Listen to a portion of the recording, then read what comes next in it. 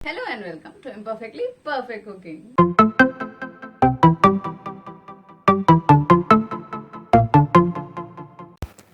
तो आम का मौसम अभी ख़त्म होने ही वाला है, तो चलिए जल्दी से बढ़िया सा सिंपल सा आम का डिज़र्ट बनाते हैं। चलिए बनाते हैं आज मैंगो मूस, जो कि बहुत ही सिंपल है। इसमें हम अंडा नहीं डालेंगे, जिलेटिन नहीं डालेंगे, बस घर में मिलने वाली सिंपल चीज़ों से बनाएंगे। हमें लगेंगे बढ़िया से आम, मलाई या क्रीम और कुछ बिस्किट्स। तो रेसिपी जानने के लिए चलिए किचन में चलते हैं। तो सबसे पहले हम लेंगे यहाँ पे 2 आम बहुत ही अच्छे पके हुए होने चाहिए और मीठे होने चाहिए। और अभी हमें इसका पल्प बनाना है, तो चलिए इसे काट के छिलका निकाल देते हैं। सबसे बेस्ट छिलका निकालने का तरीका तो मुझे यही लगता है। का पल्प बनाना है तो मैं लूँगी मिक्सी और इसमें इसके टुकड़े करके डाल दूँगी दोनों ही आम के। हमें पानी नहीं इस्तेमाल करना है।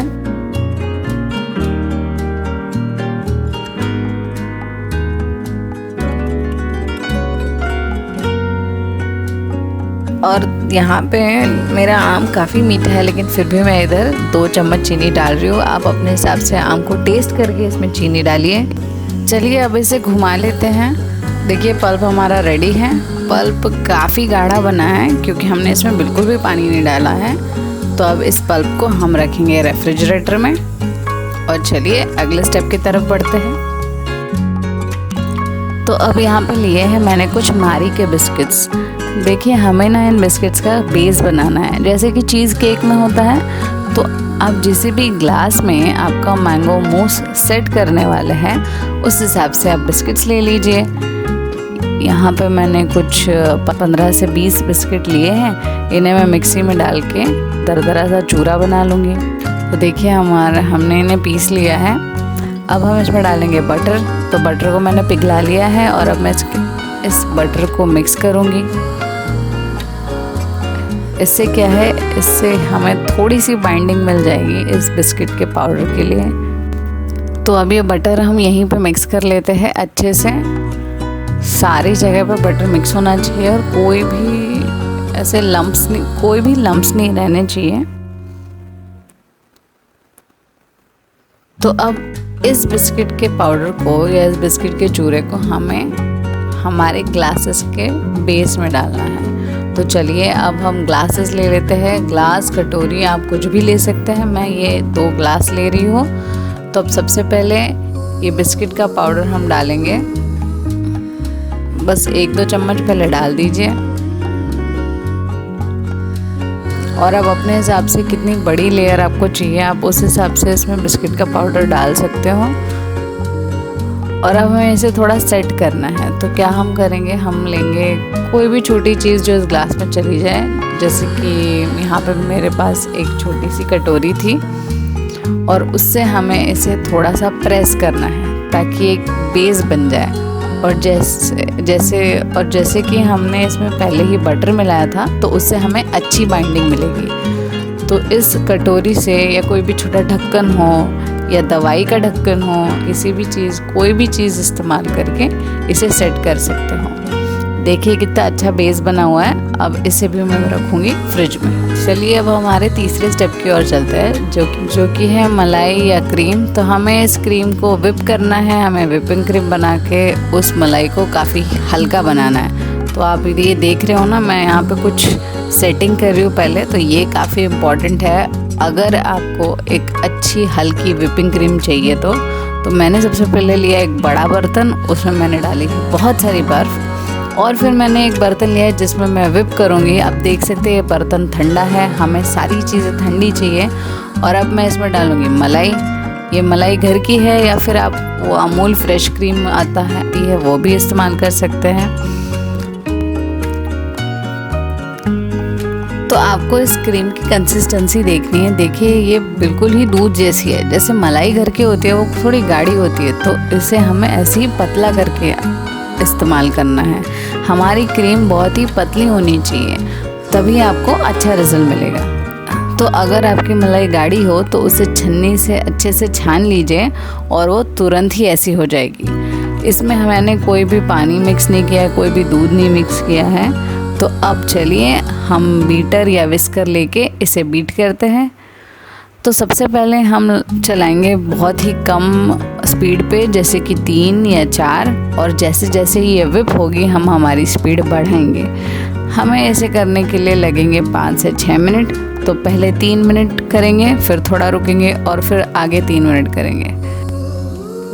तो ये शॉट मैं कंटिन्यूएशन में रख रही हूँ क्योंकि बहुत से लोगों को लगता है कि घर पे व्हिपिंग क्रीम नहीं बन सकती है, लेकिन आप कुछ चीज़ों का ध्यान रखिए तो उससे काफ़ी आसानी से घर पे भी क्रीम व्हिप हो जाती है, जो कि हम केक्स में इस्तेमाल कर सकते हैं। तो सबसे पहली बात कि हमें जो बर्तन है वो बहुत ही ठंडा चाहिए। तो आप आधे घंटे पहले जो बर्तन है वो फ्रिज में रख दीजिए। उसके बाद जो ब्लेड्स है विपर के या बीटर के जो ब्लेड्स है वो भी आप उसमें रख दीजिए और बहुत सारी बर्फ़ जमा दीजिए।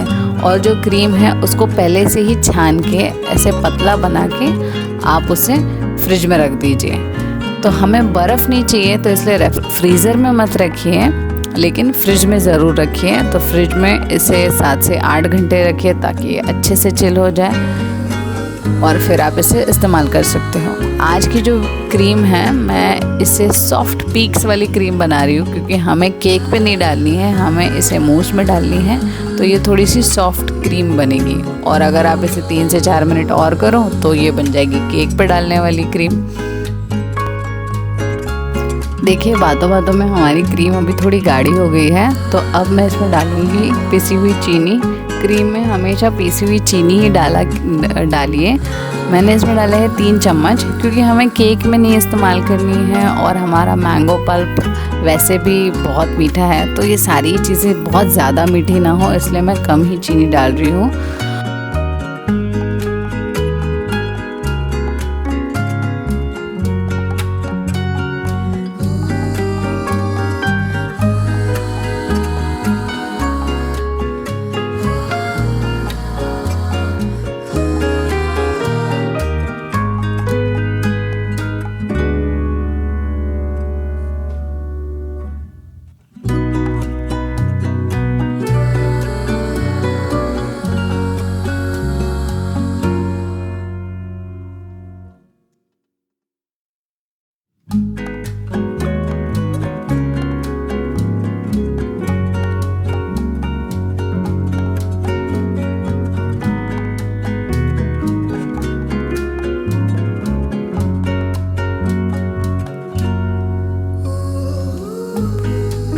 तो देखिए हमारे स्टिप सॉफ्ट पीक्स वाली क्रीम रेडी हो गई है। तो चलिए अब इस क्रीम में डाल देते हैं वनीला एसेंस। इससे जो दूध वाला फ्लेवर आता है ना वो बिल्कुल ही निकल जाता है और एक अच्छा सा वनीला वाला फ्लेवर आ जाता है। अब मैं इसमें डालूँगी हमारा मैंगो पल्प, क्योंकि ये मैंगो मूस है तो मैं इसमें डालूँगी हमारा मैंगो पल्प। सारा का सारा नहीं डालना है, कलर और कंसिस्टेंसी के हिसाब से आप डालिए। अब मैंने इसमें 1 कप क्रीम ली थी तो मैं पहले 3 से 4 चम्मच पल्प डाल के देखूँगी। 2 चम्मच डालिए, फिर इसे हल्के हाथ से मिक्स कीजिए, फिर और 2 चम्मच डालिए। एकदम से सारा डालना नहीं है, नहीं तो ये बहुत ही पतला हो जाएगा।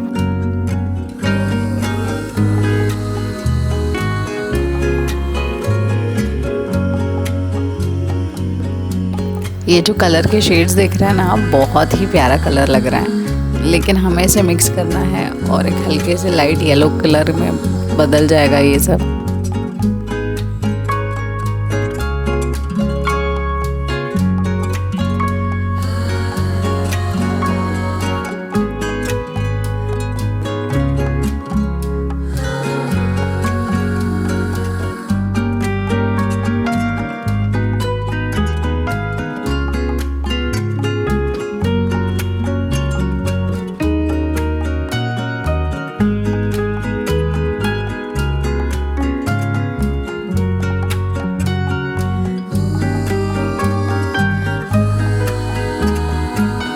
तो मेरे हिसाब से अब इसकी कंसिस्टेंसी सही है और इसमें फ्लेवर भी आ गया है मैंगो का।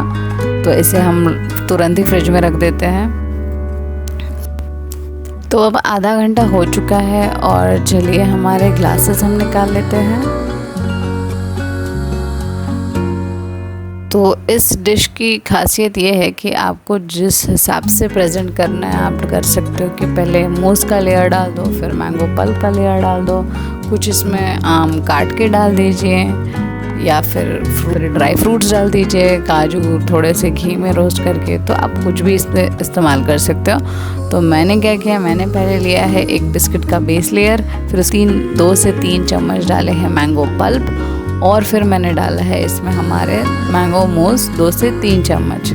और जो दूसरा ग्लास था उसमें मैंने एक अलग पैटर्न इस्तेमाल किया था और इसे अच्छे से कवर कर लीजिए साइड से, ताकि साइड से आपको अच्छी सी लेयर्स दिखें। और कलर तो इतने प्यारे लग रहे हैं कि क्या बताऊं। और बस अब तो रुका नहीं जा रहा है, अभी ही खाने का मन कर रहा है। लेकिन इसके बाद हमें इसे रखना है फ्रिज में 3 से 4 घंटे के लिए, ताकि ये बहुत अच्छे से सेट हो जाए। और बस एंजॉय कीजिए, आपका मैंगो मूस तैयार है। वीडियो लाइक किया तो सब्सक्राइब करो चैनल को। Thank you.